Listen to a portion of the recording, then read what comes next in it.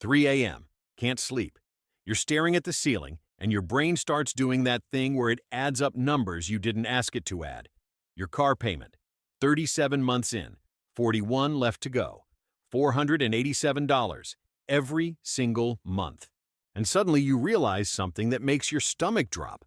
By the time this thing is paid off, it's going to be worth less than what you still owe on it right now. You roll over, try to sleep, but the math keeps going. How much have you spent on cars since you started driving? 20,000? 50? 100? And here's the question that really messes with you. How many of those cars are sitting in your driveway right now? How many do you actually own? For most people, the answer is zero. Zero.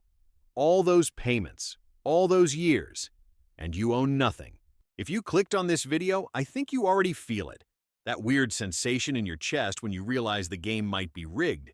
That maybe, just maybe, you've been running on a treadmill designed to never let you reach the finish line. And look, this isn't about shaming anyone. I've been there. A lot of us have been there.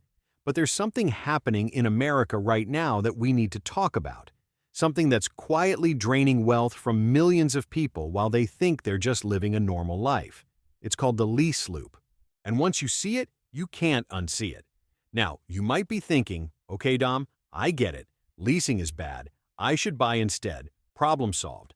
But honestly, that's not even close to the full picture. Because whether you lease or finance, the trap works almost the same way. The payments never stop. The debt keeps rolling. And somehow, the thing sitting in your driveway is worth less every single day while you keep paying more for it. This isn't a simple buy versus lease debate. This is about understanding a system that was literally designed to keep you paying forever. A system where car manufacturers, dealerships, and banks all profit while you stay stuck in an endless cycle. And here's the thing. I've spent a lot of time looking into this. Not because I'm some financial guru, but because I was tired of feeling like I was doing everything right and still falling behind. So I dug into the numbers, the psychology, the business models behind it all, and what I found honestly changed how I think about cars completely. Quick disclaimer though, nothing I'm about to share is financial advice. I'm not telling you what to buy or when to buy it. This is just me showing you how the machine works so you can make your own decisions with your eyes wide open. My name is Dom, and if you stick with me through this video, I promise you'll walk away seeing your car, your payments, and your future wealth in a completely different way. This is the kind of stuff I wish someone had explained to me 10 years ago. So if that sounds valuable to you, take a second and hit subscribe, because this channel is all about understanding the money games most people don't even know they're playing. All right, let's get into it. So first, let's understand what the lease loop actually is. And I want you to picture something with me. Imagine you're renting an apartment. Every month you pay rent. At the end of the year, you've paid maybe $15,000, $20,000, and you own nothing. The walls aren't yours. The doors aren't yours.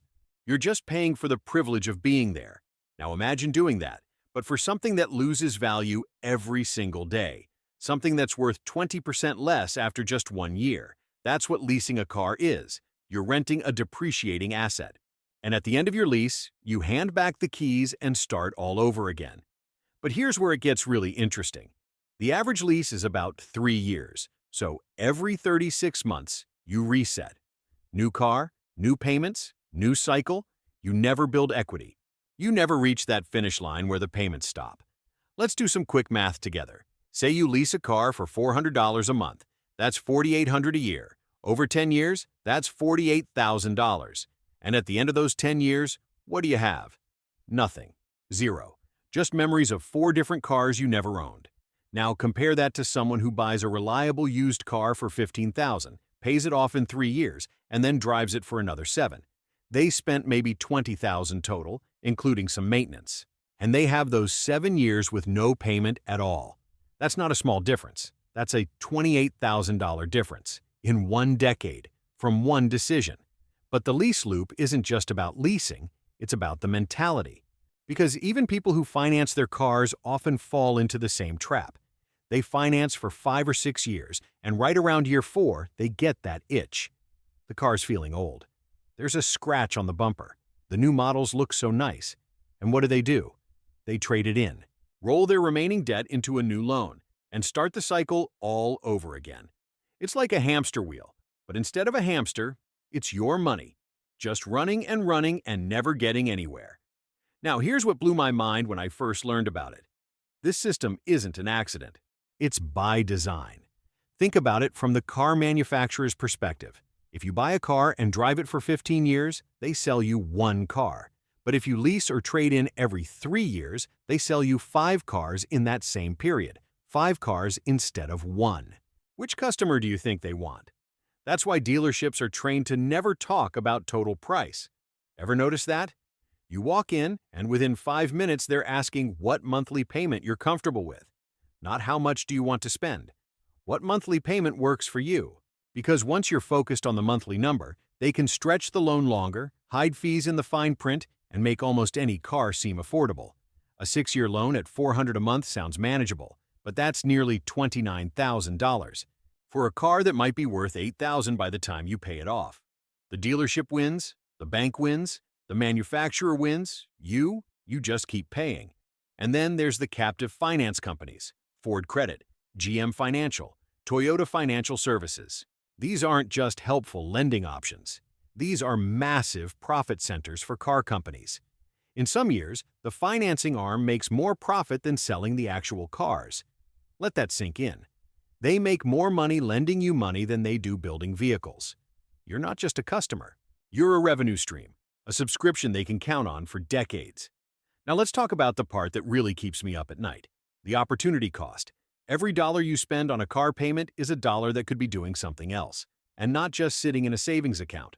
I mean actually working for you. Let's say instead of that $400 car payment, you invested that money. Nothing fancy, just a basic index fund averaging around 8% a year. After 30 years, that $400 a month becomes over $700,000. $700,000. That's not some fantasy number. That's just math. Compound interest doing its thing over time.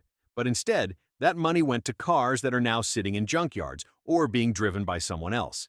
Here's an analogy I think about a lot. Imagine you had a machine in your garage that printed money. Nothing crazy, just a slow, steady stream of cash. Would you take that machine and trade it for something that loses value every day? That's essentially what happens when you put money into new cars instead of investments. Your car payment isn't just a bill, it's a trade. You're trading future wealth for present transportation. And look, we all need transportation. I'm not saying don't have a car. But there's a huge difference between a $10,000 used Honda and a $40,000 new SUV when it comes to what that decision costs your future self. And the costs don't stop at the payment. Higher-priced cars mean higher insurance, higher registration fees, higher repair costs when something breaks. A $600 lease often actually costs $800 or $900 a month when you add everything up. That's over $10,000 a year for the privilege of driving something that isn't even yours. Now let's zoom out for a second, because I think it's important to understand how we got here. America has a unique relationship with cars. In Europe, people take trains. In Asia, scooters and public transit are normal. But here, the car is freedom. It's identity.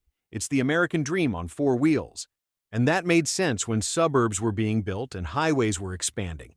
But somewhere along the way, the car stopped being just transportation. It became a status symbol, a way to show the world you've made it. Social media made this worse, way worse. Every day you're scrolling past people with cars they probably can't afford, living lives funded by debt, and it's messing with your head. It makes you feel like you're behind, like you need to upgrade, like your perfectly functional car isn't good enough anymore. There's actually research on this. The more time people spend on social media, the more likely they are to carry car debt. We're literally going broke trying to impress people we don't even know. And here's the craziest part. We've normalized this. We've made it completely acceptable to always have a car payment. People say it like it's just a fact of life. Oh, everyone has a car payment. That's just how it is. But that's not how it has to be. Our grandparents bought cars with cash. They drove them until they couldn't drive anymore, and they built wealth while doing it. Somewhere between then and now, we decided that monthly payments are just part of being an adult. But that's a choice, not a requirement. So how do you actually get out of this loop? First, you have to accept an uncomfortable truth. The best car for building wealth is usually the one that doesn't impress anyone.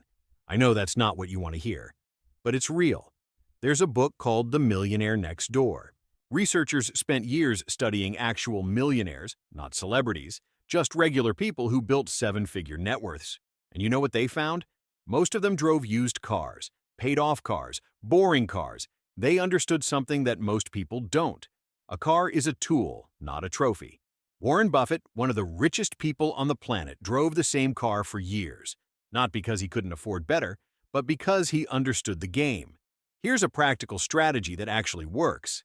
It's called the stack method. You buy a reliable used car, pay it off as fast as you can. Then, keep making that same payment, but into a savings account. By the time you need another car, you have cash. You buy the next one outright, and you do it again. Within 10 years, you're buying cars with cash, you have no payments, and you've completely escaped the loop. There's also the 24-10 rule. Put 20% down, finance for no more than 4 years, and make sure the total car costs don't exceed 10% of your monthly income. If you can't hit those numbers, you're looking at too much car. But honestly, the biggest shift isn't mathematical. It's mental. You have to separate your identity from your vehicle. Your car doesn't define your success. Your net worth does. Your freedom does. Your options do. And every dollar stuck in a depreciating car is a dollar that isn't building any of those things. So let me leave you with this. 10 years from now, you'll either own assets or owe payments. The car you choose plays a bigger role in that outcome than most people realize. Think about it. What would your life look like with no car payment? An extra $500, $600, $700 a month that's actually yours. That's vacations. That's investments. That's breathing room. That's options. Here's my challenge to you. Before you buy or lease your next car, do the real math. Not just the monthly payment, the total cost, the opportunity cost, the what could this money become cost. And remember, looking rich and being rich are two very different things. The lease loop keeps you looking successful while staying financially stuck. Breaking the loop means playing a different game, a longer game, a game where you actually win. Thanks for watching this with me. If this changed how you think about cars even a little bit, you already know what to do.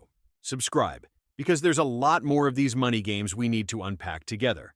I'll see you in the next one.